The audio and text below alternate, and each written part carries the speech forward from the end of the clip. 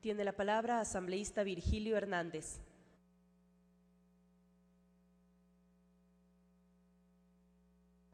Gracias, señora presidenta. Colegas asambleístas, si me ayuda con la presentación. Quisiera iniciar esta corta explicación o esta corta intervención citando no lo que dice la Secretaría de Comunicación del Estado, ni tampoco lo que dice ninguna agencia oficial boliviana, sino lo que se publica efectivamente en el periódico digital BBC Mundo, en el cual se pregunta al especialista Antonio Ramiro Brotons qué tan legal fue el desvío del avión del presidente Evo Morales. Pongamos el punto 1, por favor. El punto 1, solo voy a permitirme leer 2 o 3 párrafos que ejemplifica bastante el propósito de esta inclusión en el orden del día. ¿Fue un acto legal? Creo que es la primera pregunta que deberíamos hacernos. Y lo que se dice en este periódico, en esta edición digital del periódico BBC Mundo, dice lo siguiente: yo lo describo como un acto claramente dudoso. Este no es un avión cualquiera, es un avión presidencial que lleva a bordo un jefe de Estado y como tal goza de total inmunidad y de la misma inviolabilidad y libertades que tendría dentro de su propia nación. Luego, bajemos por favor al punto 2. Quizá, antes de llegar al punto 2, el último párrafo del punto 1.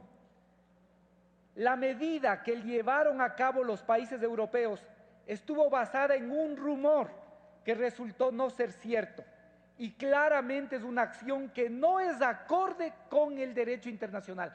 Claramente es una acción que no es acorde con el derecho internacional. Veamos el segundo párrafo, el primer párrafo del segundo punto. ¿Cuál es el estatus de un avión presidencial?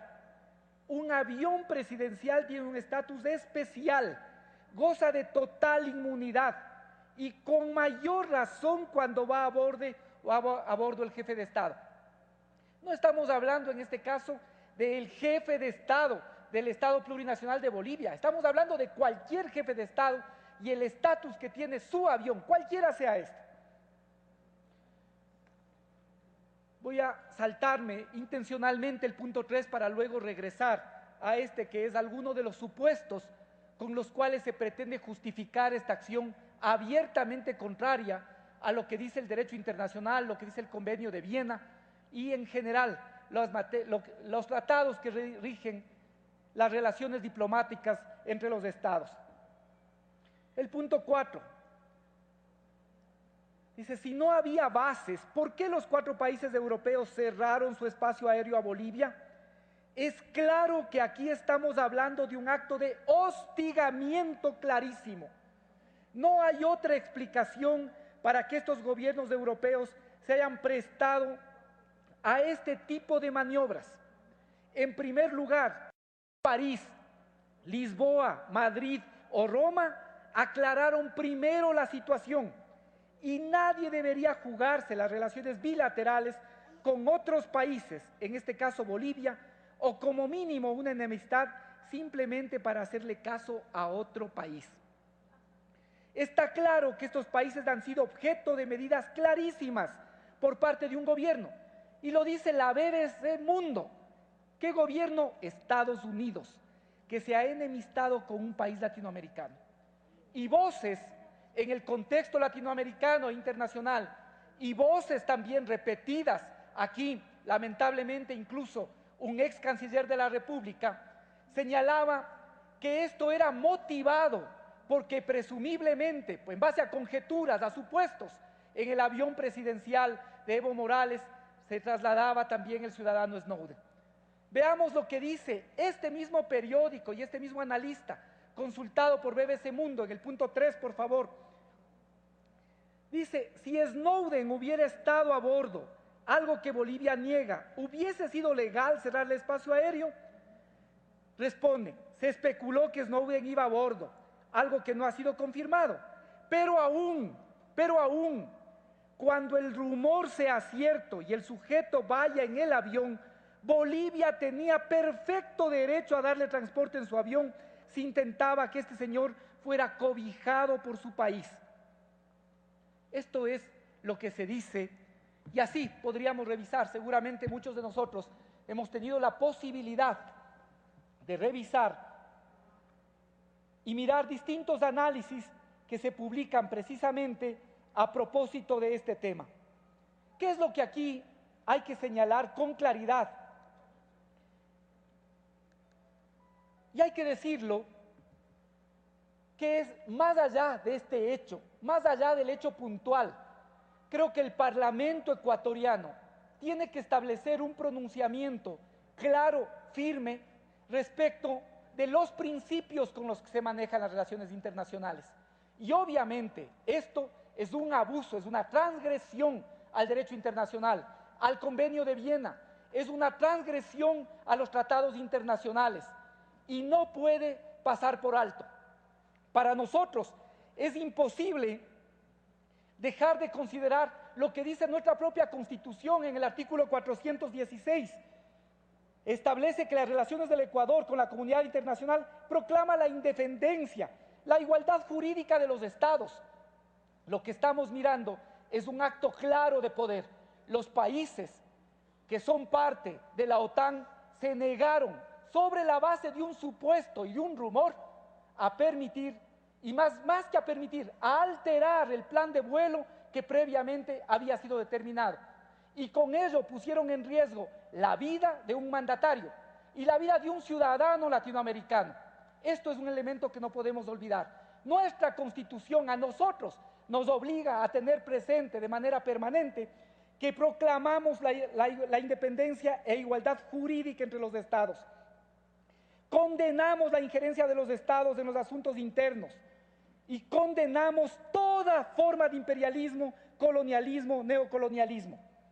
A nosotros, el artículo 423 de la Constitución nos obliga a tener presente que buscamos una política de defensa común y un proceso de integración con el área de Latinoamérica y el Caribe. Eso nosotros no lo podemos pasar por alto.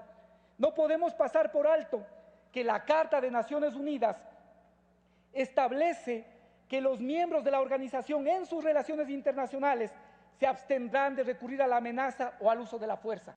Esto que ha sucedido no solo es un acto, no es un impasse, es la utilización de la fuerza, es la utilización clara por parte de las potencias de la fuerza sobre la base de un rumor.